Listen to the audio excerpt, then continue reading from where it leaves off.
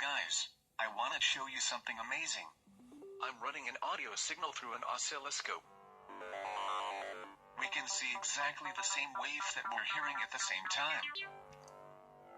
On both audio channels.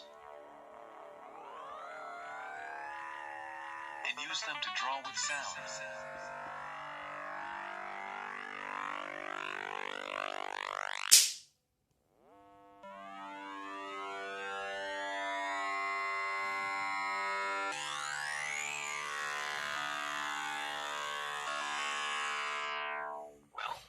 What you're going to say. Nowadays, anyone with a bunch of spare waves can actually draw mushrooms on an oscilloscope. Or butterflies.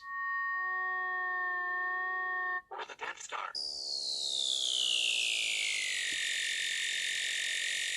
But that doesn't really sound like music.